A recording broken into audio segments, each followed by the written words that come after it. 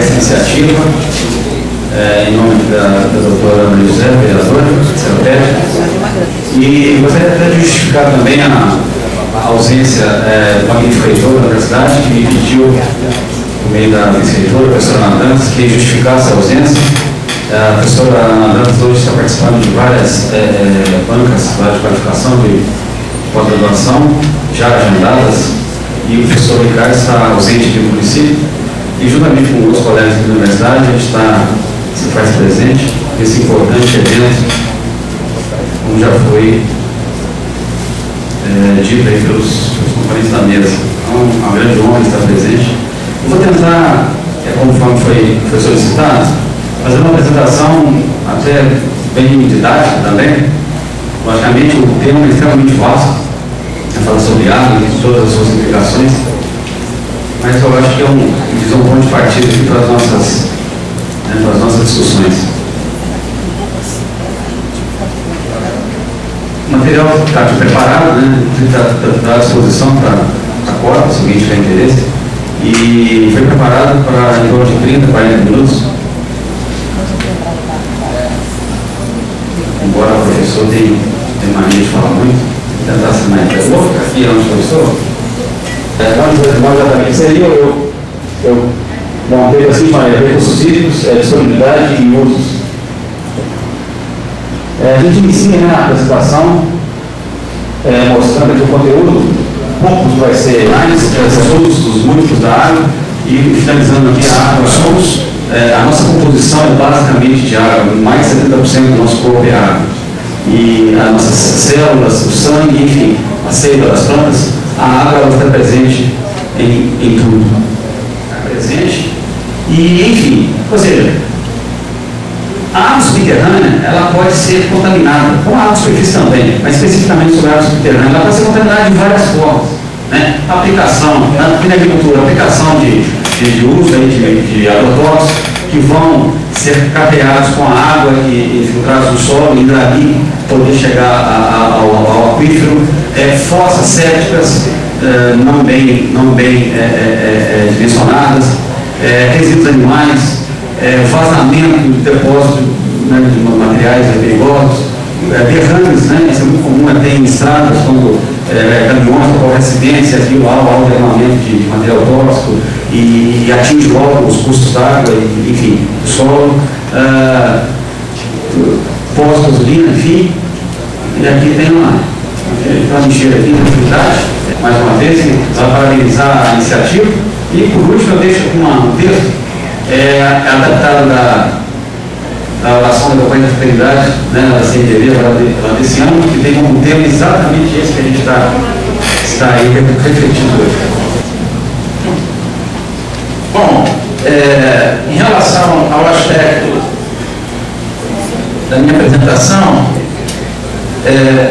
eu vou procurar focar o aspecto da sustentabilidade ambiental em relação à água. Então, quando a doutora Maria José me pediu para fazer uma palestra aqui, eu realmente tenho estado muito preocupado com o problema da água em relação ao presente e principalmente ao futuro. E, no meu entender, a única saída para o problema da água é um modelo de gestão com sustentabilidade ambiental, senão os problemas cada vez mais vão se agravar. Então eu vou procurar aqueles aspectos que o professor Daniel já abordou, muito bem abordado, de uma forma ampla, pular e falar mais rápido, e o que ele não falou, eu vou focar melhor. Pode passar publicitário, vai receber 9 mil toneladas de lixo. Então, ao longo dessas audiências que tem participado aqui, nós já fizemos vários questionamentos. Dentro desses questionamentos, dessa CTR, está bem claro que essa CTR, o objetivo dela é descartar resíduo, que você não está previsto nessa CTR. Estação de compostagem não está previsto nessa CTR. Usina de triagem não está previsto. Não está previsto nessa CTR biodigestores para pegar o bolo das estações de tratamento de esgoto, transformar em biogás e composto orgânico. Não tem, gente, uma central de tratamento de resíduo, tem que ter tudo isso. Só está previsto na CTR aterro sanitário e estação de tratamento de chorume, ou seja, o objetivo não é fazer gestão de resíduo, é descartar resíduo. Primeiro ponto que tem sido que eu questiono do aterro. Segundo ponto, a empresa diz que vai jogar a área do aterro sanitário sobre o aquífero Piranema é de apenas 5%. O aquífero Piranema, o aterro sanitário vai estar localizado em apenas 5% da área do aquífero. Então preste atenção, se houver um vazamento do aterro sanitário, nesse 5%, dá para entender, frente à parada do professor Daniel, que todo o aquífero vai se contaminar, gente.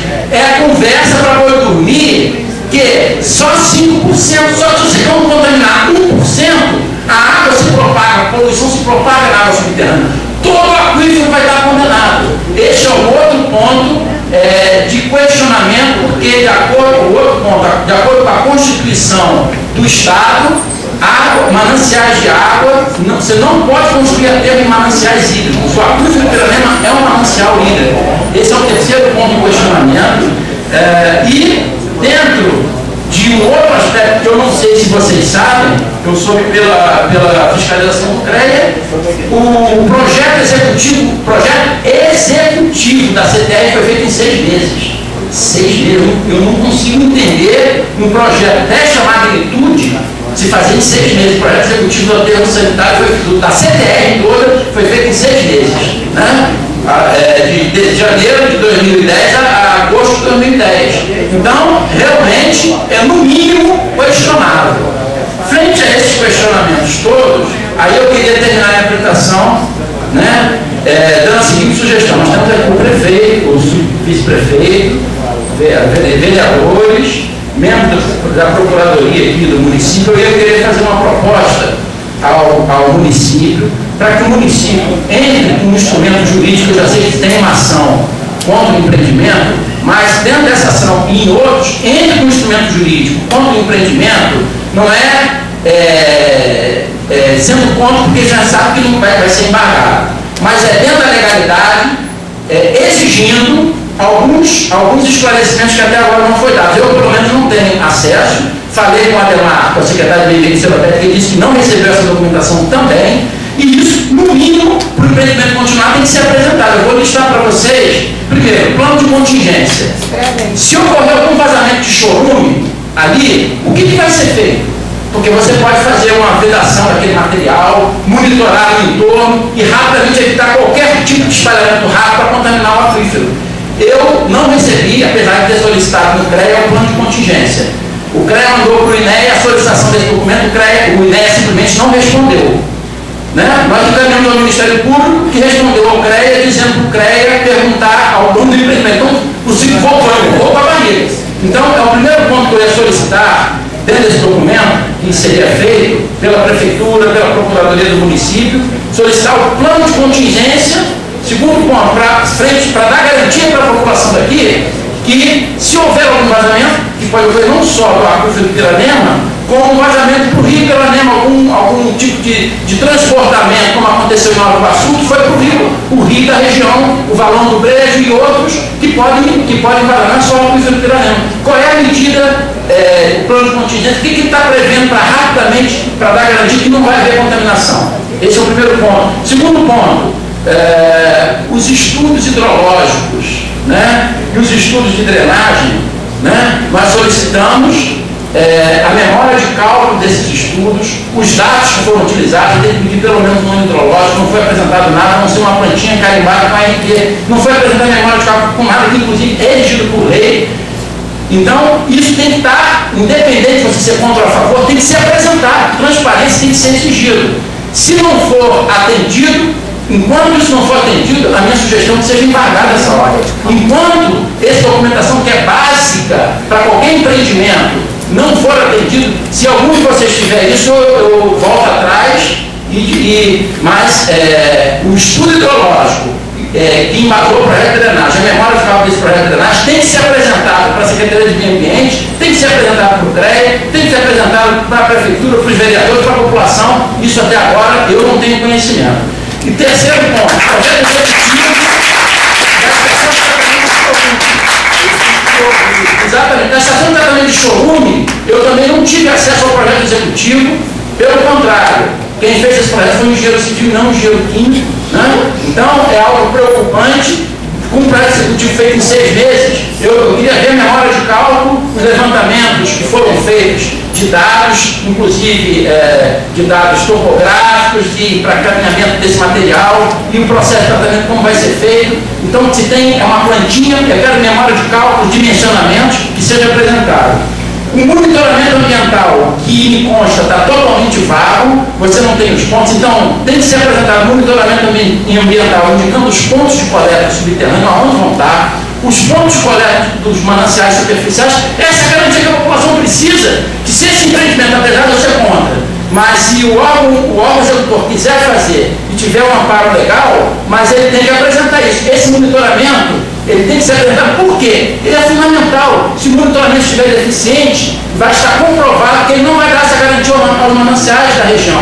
E aí, esse empreendimento não pode ser implantado. Agora, ou até que seja implantado um monitoramento mais completo, porque é isso que no momento vocês têm que exigir, que o empreendimento tenha sustentabilidade ambiental. O monitoramento também completo, eu não tenho, não sei os pontos, e ele tem que ser exigido não só o monitoramento do lençol freático no entorno do aterro, o monitoramento dos corpos d'água superficiais, que tem o Ribeirão, o Valão do Brejo e outros, tem que ser monitorados com coleta de amostras, inclusive monitoramento sensorizado. Por isso tem que ser apresentado.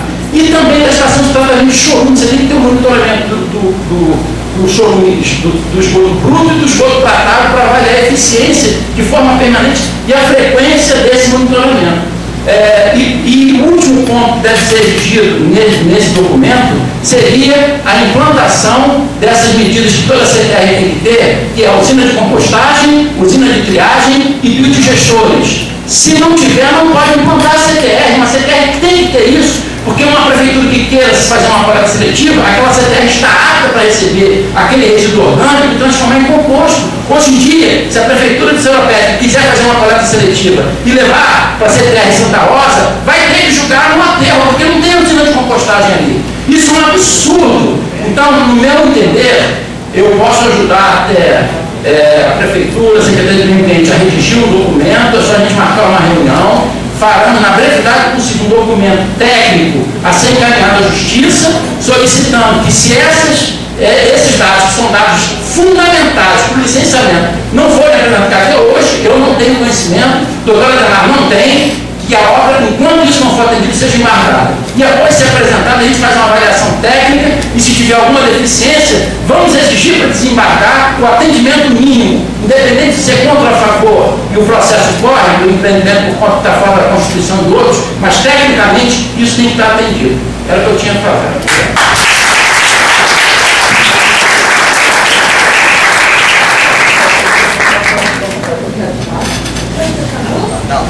Agradecemos o professor André, que tão gentilmente vem contribuindo conosco aqui a respeito dessas questões ambientais.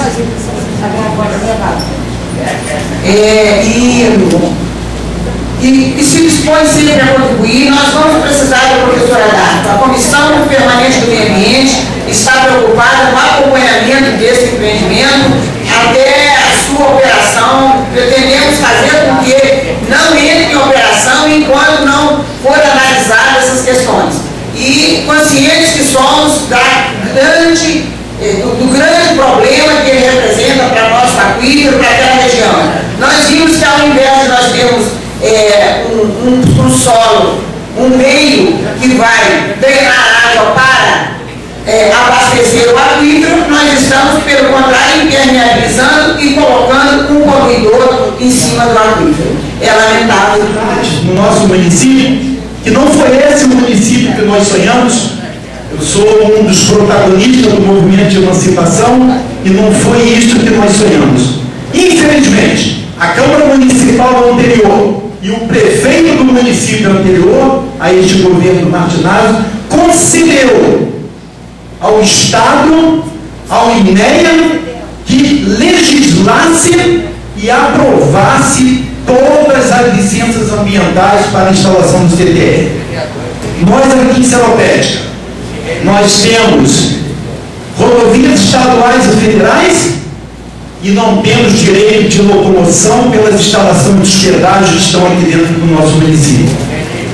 Nós temos aqui 2 grandes rios passando aqui à nossa frente e não temos direito ao uso da água. Nós temos aqui um prefeito legalmente constituído e um prefeito do Rio de Janeiro, do 63º município do estado, vem aqui dentro do nosso território fazer uma grande propaganda no CTR.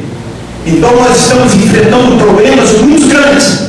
A nossa população deveria sim lutar para que tudo isso não estivesse acontecendo. Nós vemos aqui uma minoria do nosso povo participando hoje dessa grande manifestação. Ontem teve aqui uma grande manifestação, foi somente com pessoas da universidade, estudantes da universidade. E hoje, na parte da manhã, assistindo o RJTV, falaram muito sobre a instalação do CTR e nem um segundo sobre a manifestação acontecida ontem. Então, minhas amigas e meus amigos, nós temos que nos unir mais. Nós estamos dispersos. Só em determinados momentos em que a morte está chegando, é que algumas pessoas da nossa comunidade se levantam para poder reagir. Tudo isso não deveria estar acontecendo, porque nós não participamos. E tudo aquilo que nós estamos recebendo hoje é proveniente de um governo anterior que todas as licenças foram oferecidas ao governo do Estado. Estamos sofrendo muito. Não queremos aqui a instalação do CTR. Mas o que fazer se já foi tudo oferecido? Bom, boa noite a todos os presentes e a todas também que estão presentes. Eu sou o Thiago Paraço, do DCE Rural, e estou aqui, eu acho que em nome do pessoal que está na universidade, estudantes, e também os companheiros e as companheiras que estão aqui do CETRU, que se fazem presente, os secundaristas da nossa cidade, para perguntar algumas questões e fazer alguns questionamentos e, ao final, propor alguma coisa. Que, afinal de contas, nós não estamos aqui somente para estar sabendo como é que é o ciclo hidrológico, né, e como é que se faz e se refaz a água em nosso sistema e, no final de contas, o que nós vamos fazer quando o lixão para vir para cá.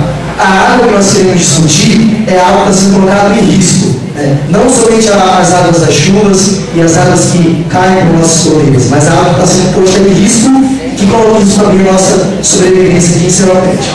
Para começar, eu acho que é muito ruim para a gente e muito mais ruim para a sociedade querer colocar sobre nossa responsabilidade e total responsabilidade nossa, né, essa falta de água, esse risco de faltar água. Como, por exemplo, o que nós podemos fazer hoje, né, para que a gente não tenha então uma escassez de água? Bom, vocês podem, ao escovar os dentes, desligar a torneira. Como se isso de fato fosse o maior problema que nós enfrentamos hoje em dia. E não é. O maior problema que nós temos, o professor trouxe um dado interessante. Quantos litros de água para 1 kg de grãos? 1000 litros. É isso. 1000 litros de água para quanto? Para 1 kg de grãos, é isso? 1000 litros de água para 1 kg de grãos. Hoje no Brasil é simplesmente um celeiro do mundo. Nós temos imensas áreas com produção de grãos para alimentar porco e boi de países asiáticos, dos Estados Unidos e países da Europa. Esse é o país que nós estamos construindo.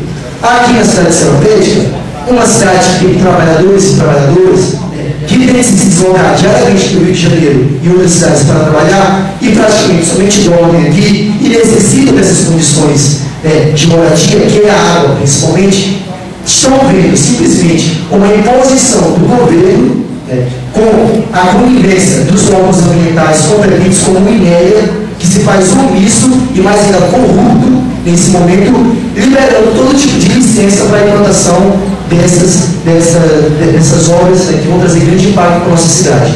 Nós não vamos ficar parados diante disso.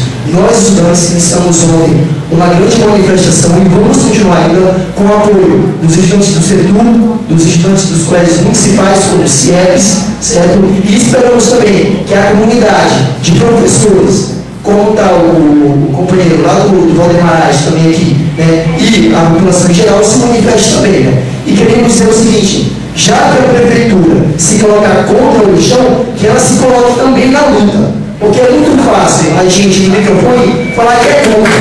Mas é difícil a gente ficar na rua, levantar a bandeira, enfrentar o policial, enfrentar o Estado, enfrentar o Mineiro. E é isso que nós estamos precisando. Se nós formos ficar acomodados, porque a estratégia do Estado é essa: colocar no telejornal, colocar na imprensa impressa, que já está dado, que o lixão vem para cá de qualquer jeito. Então a população acha que já está dado e não vai fazer mais nada. Nós achamos que é o contrário. E foi importante o companheiro do CREA ter vindo aqui nos sinalizar que tem condições de nós ainda tentarmos pagar, por enquanto, essa Constituição. E é isso que nós vamos fazer. Sexta-feira, nós vamos para a Unineia, convidamos todos aqui, lá na sede do Rio de Janeiro, fazer uma grande movimentação, um grande protesto, para que a Unineia, de fato, e aí eu acho que essa proposta de criar uma CPI para investigar a INSS seria importante em si, certo? Mas que a Unineia haja coerentemente na legalidade e com os termos técnicos que o governo do CREA colocou aqui há pouco. Então, todos estão convidados para sexta-feira, consegue a prevista pelas 8 horas da manhã, 8h30, vai ter ônibus saindo daqui do Centro de Saúde, da Universidade Rural. Nós estamos já vendo a viabilidade desses ônibus e mais ainda da alimentação para todos que virem, para que a gente possa então lutar contra esse lixão. E eu espero sinceramente que essas instituições que vêm aqui à frente dizer que o lixão é ruim e que vai prejudicar a nossa cidade, se coloquem politicamente nessa luta. Já que acham que as instituições elas são apolíticas e não pode dar o seu posicionamento político, então enquanto pessoas, enquanto cidadãos, se coloquem nessa luta. Porque eles têm que esperar da prefeitura, o que eles esperam da cidade, o que esperam do CREA. Que esses órgãos públicos se coloquem na luta contra esse lixão.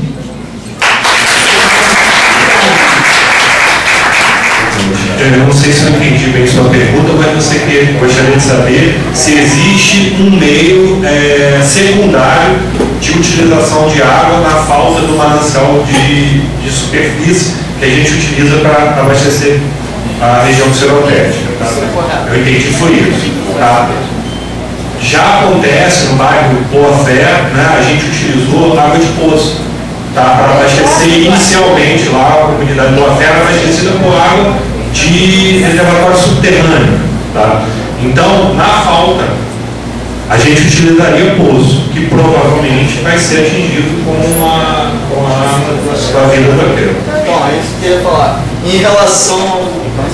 Então, eu vou mais uma vez falar assim no sentido da necessidade de nós nos organizarmos, da importância que a gente tem hoje como movimento estudantil e na luta que a gente tem que continuar fazendo.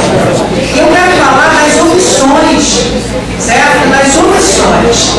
Então, se nós aqui, nós não fomos omissos, nós não sabíamos, por exemplo, a UFRJ, o corpo de docentes da Universidade Rural, ela não tinha conhecimento desse grande problema que hoje nós estamos enfrentando tardiamente, porque a universidade sabia, o senhor reitor desta universidade sabia. E o que ele fazia? Ele respondia única e exclusivamente de forma técnica. Ele pegou a professora Maria Hildes, o professor Xavier, que deu todos os subsídios, e ele apresentava esses subsídios tecnicamente.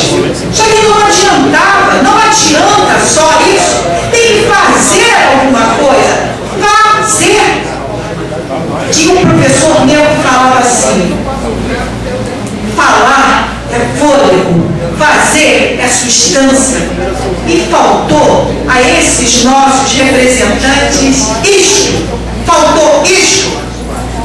Na última audiência pública que esteve aqui, o Adacto apresentou um conjunto de elementos para tal conciliação da Câmara Técnica, da tal Câmara de Conciliação. O reitor disse que ia procurá-lo. Procurou? Não procurou!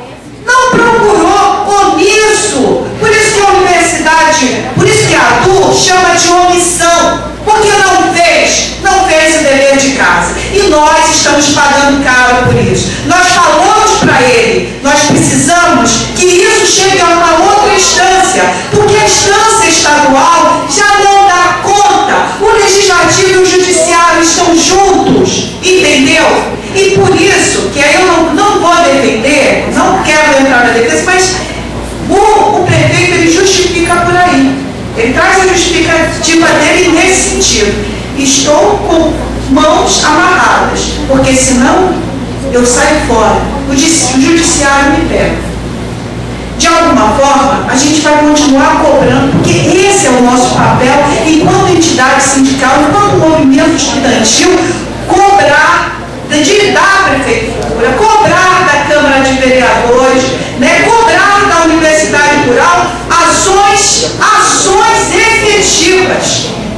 Entende? Porque a gente está no movimento, a gente está na luta e a nossa luta é a cobrança. E o outro grande criminoso, que é o INEA, a gente vai cobrar e a gente vai mostrar quem são os criminosos, né, que estão fazendo essa coisa que eu acho que é uma insanidade. Ouvindo a palestra do Daniel, eu sei tudo isso, mas eu falei assim, nossa, foi legal ouvir isso de novo, porque, sabe, porque aí afirma cada vez mais em mim que isso é insano. E o representante aqui do próprio Guandu, que é advogado Guandu, já colocou, já apresentou que é, de alguma forma, né, a contaminação. E tem assim, qual é a alternativa? Você já assumindo já que existe um problema assim. E tem uma outra coisa que eu quero colocar para o Guandu. O Paraíba do Sul, tem um braço do Paraíba do Sul que está sendo solicitado por São Paulo. Tem um braço do Paraíba do Sul que está solicitado por São Paulo. Isso vai diminuir o volume de água do Guandu. Eu quero saber que água vai ter para a população do Rio de Janeiro. E esse papo de que 3 camadas vai proteger o quê? Sensores do quê? Quando aquela coisa ali não dá, eu quero saber para que vai servir os sensores. Para que vai servir? Isto que a gente está vivendo é um verdadeiro absurdo. Um verdadeiro absurdo.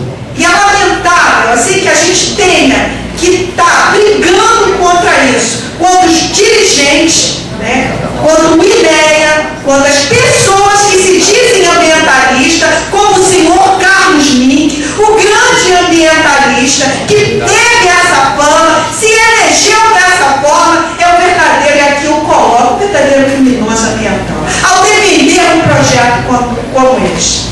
Eu quero saber com que água será abastecida a cidade do Rio de Janeiro. Com que água? Provavelmente eles vão pensar na melhor água e jogar para a Zona Sul. E a gente vai ficar com o quê? Com chorume. E sabe o que isso significa? Isso significa racismo ambiental. Isso aí. Racismo ambiental. É isso que nós vamos fazer. Obrigada, Cristina. Estamos chegando ao final dessa audiência pública. Quero agradecer os nossos palestrantes, o professor Daniel, que veio tão gentilmente, a Dr. Antônio, que sai do Rio de Janeiro para vir a Seropédica colaborar conosco, a SEDAI, que veio em minha equipe, né? Acredito que poderiam ter contribuído muito mais se tivesse mais tempo, nós íamos explorá-los muito mais. Mas eles nos aguardam que nós vamos